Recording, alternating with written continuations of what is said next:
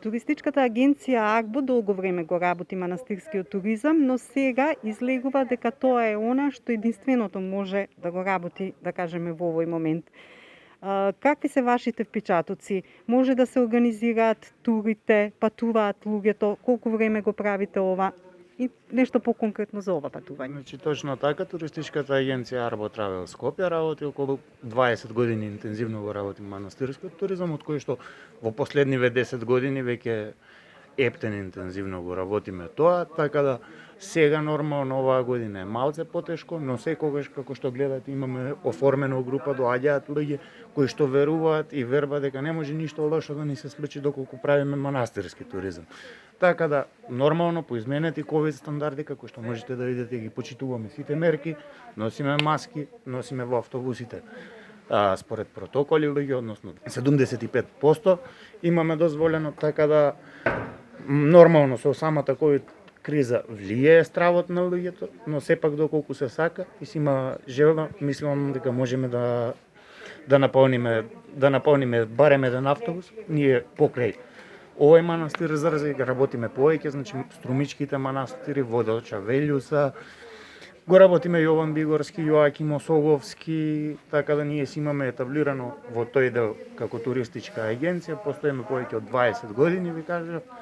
Тоа е тоа, кога се отворени границите, можеме одиме, правиме поклонички патувања во Тумане, Острошкиот манастир, Егина, така да тоа е тоа околу сегашните услови во туризмот, во делот на туризмот кој што го имаме во оваа ковид ситуација. Дали чувствувате страв да се качите во автобус и да дојдете до овде? Да ви кажам искрено, ние сме 7 патнички, долго се колебавме ради ситуација со коронава, меѓутоа од моментот кога влеговме во автобус, веќе исчезна тоа чувство на нелагодност, на страв, затоа што рековме мора да се пазиме.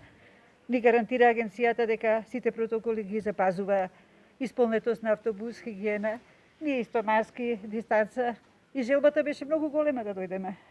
А не ние ни прв пат да патуваме со Арбо Травел и минатата година доста патувавме по манастиреве низ Македонија. Така, како сте од ова патување задоволни од она што го гледате од оваа убавина? Воодушевени.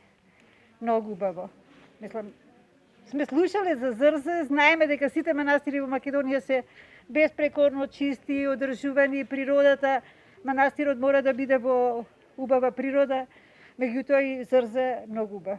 Не разочара. За времето кога сидело и кога чекале манастирот гости, на Петро ден, селото чека слава, селска слава на манастирот, на селото, а на манастирот е провражење. Така. На 19 август. Така. Провражење, од тогаш се пее грозето и се јадува грозето, народ полно.